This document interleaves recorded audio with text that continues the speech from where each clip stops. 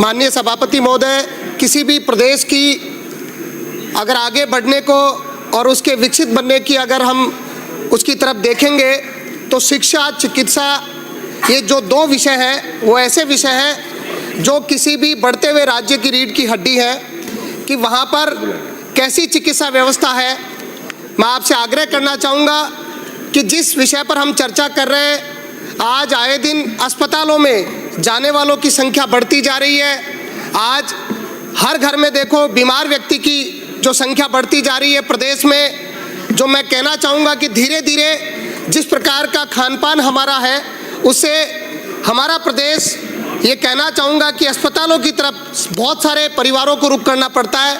मेरी महत्वपूर्ण बात यह है कि सदन में जो लोग हम बैठे हैं, भले ही वो पक्ष में हो विपक्ष में हो, लेकिन एक बात पर चर्चा हम जरूर कराएं कि राजस्थान में जो शुद्ध के युद्ध की बात होती है, क्या वो सही रूप से जमीन पर होती है? हम सब लोगों को निर्णय करना पड़ेगा कि अस्पताल में व्यक्ति को क्यों जाना पड़ता है, उसकी क्या ज़रूरत है। सबसे पहले हमको इस बात पर चर्चा करानी चाहिए कि बीमारियां कैसे पनपती है। आज पेस्टिसाइड का उपयोग किस प्रकार से बढ़ गया है, किस प्रकार से आज कोई भी अन्न हो या सब्जी हो जिसमें बिना पेस्टिसाइड के वो अन्न और सब्जी हमको नहीं मिल पाती, इस बात पर भी विशेष गौर करने की आवश्यकता है। मैं प्रदेश के सबसे बड़े हमारे अस्पताल SMS हॉस्पिटल, जिसमें मैं कहूँगा कि आए दिन जो प्रतिदिन कम से कम 10 से 15 हज़ार लोगों की OPD रहती है।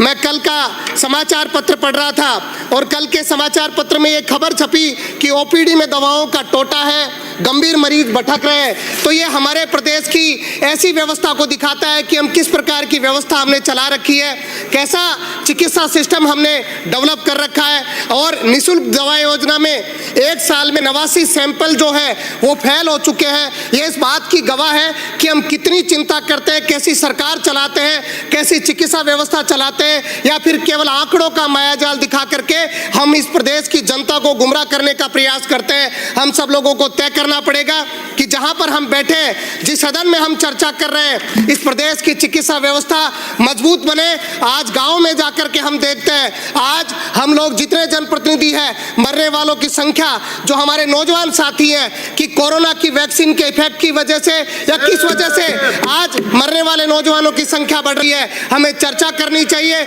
आंकड़े सार्वजनिक करने चाहिए। समिति बना करके, जो पिछली पूर्ववर्ती सरकार ने जो समिति बनाई, उसकी रिपोर्ट आपको सार्वजनिक करनी चाहिए कि किस वजह से आज प्रदेश में नौजवान मौतें ज्यादा हो रही है। आज हर घर में जाकर के देखेंगे, एक एक गांव में 10-10 से ज्यादा, एक समय में 15-15 से ज्यादा कैंसर के मरीज हैं। अगर इन बातों पर हम चर्चा नहीं करेंगे तो ये बेईमानी होगा इस सदन में बैठ करके कि हम प्रदेश की चिकित्सा व्यवस्था को सुदृढ़ कर रहे हैं। हमें तय करना पड़ेगा, मेहनत करनी पड़ेगी और चर्चा करनी पड़ेगी, रिसर्च करना पड़ेगा कि प्रदेश में ये चिकित्सा व्यवस्था कैसे चरमराई हुई है, कैसे घर घर में लोग परेशान हैं, बीमार हैं। आज जो व्यक्ति अपनी आय का 70% से अधिक केवल चिकित्सा व्यवस्था पर, अपने परिवार का इलाज कराने पर खर्च करता है, कोई शिक्षा पर खर्च करता है, लेकिन हमको तय करना पड़ेगा। माननीय मंत्री महोदय, मैं आपका ध्यान आकर्षित करना चाहूँगा कि हमें प्रदेश में ऐसा सिस्टम डेवलप करना पड़ेगा, ऐसा मॉडल बनाना पड़ेगा जिससे सबको सुलभ चिकित्सा व्यवस्था मिल सके, सस्ती चिकित्सा व्यवस्था मिल सके, और जो मुख्यमंत्री निःशुल्क दवा योजना हो, गरीब व्यक्ति को इलाज के लिए दर दर नहीं भटकना पड़े, उसके लिए हम सब लोगों को प्रयास करना पड़ेगा। माननीय सभापति महोदय, मेरे क्षेत्र से जुड़ी हुई चर्चा मैं आपके बीच में करना चाहूँगा।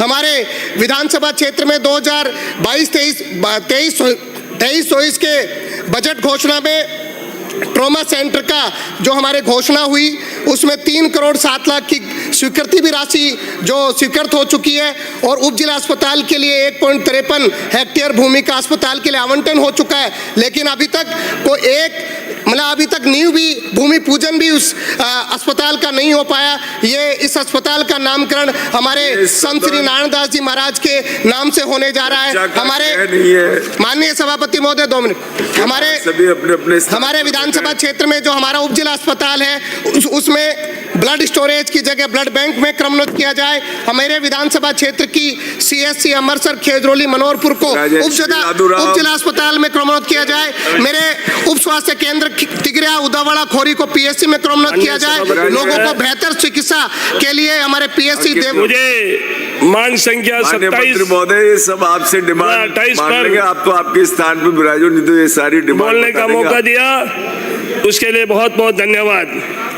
माननीय सभापति महोदय, सब बोलने मेरी पड़ेगा। विधानसभा क्षेत्र सहाड़ा में बजट में 2025-26 में खाकला और कारई को प्राथमिक स्वास्थ्य केंद्रों से सामुदायिक स्वास्थ्य केंद्रों में क्रमोन्नत करने हेतु